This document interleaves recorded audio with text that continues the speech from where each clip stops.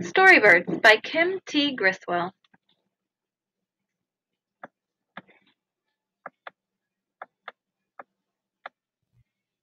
When John Gamaliel asked his daughters which sculptures they liked best, they chimed, "The birds." They're talking about storybirds. These birds are the creations of Robin and John Gamaliel. Crafted from clay, the quirky ceramic birds stand on metal legs. Our art is about us talking, Robin explains. There is a little magic in it. Together we make something better than either of us could make apart.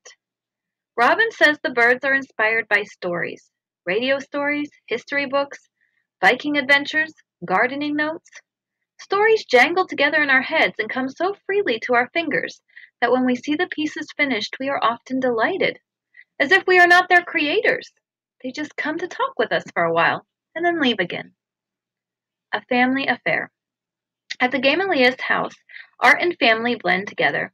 Robin brings creativity and style to their ceramics. John crafts the metal elements of the sculptures.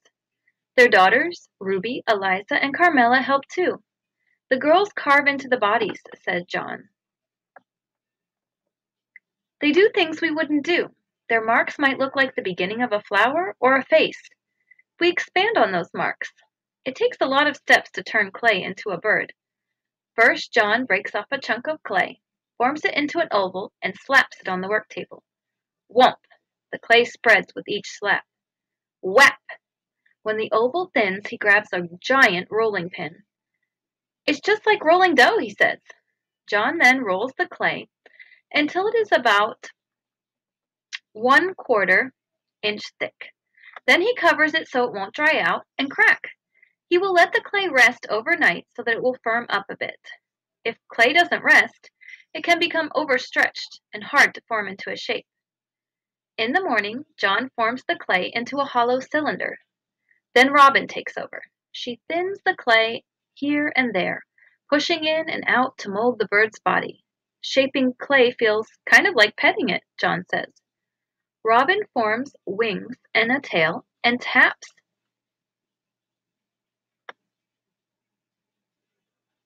Robin forms wings and a tail and taps the clay with a short paddle to change its shape. Thump! The whack!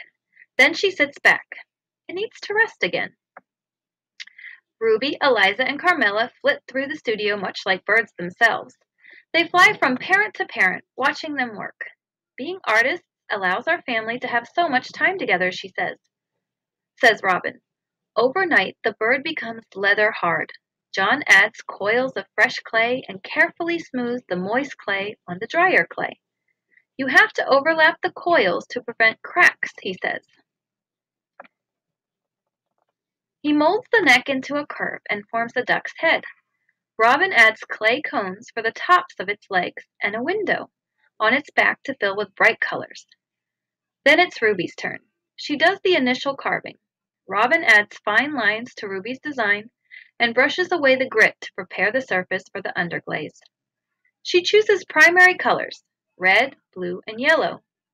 When the final clear or light color glaze is on, the colors of the underglaze will shine through.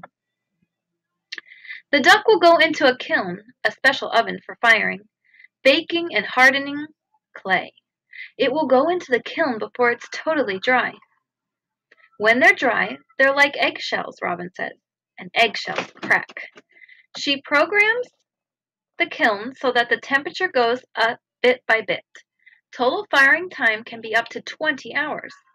That may seem like a long time, but the faster you heat the clay, the more likely it is to crack, she says. It can be heartbreaking to create a work of art and then open the kiln to find that it has exploded. A storybird is born. When the duck comes out of the kiln, John uses huge bolt cutters to snap off sections from a metal rod. These will become legs. He pounds the metal, curving the legs, then fires up his welding torch.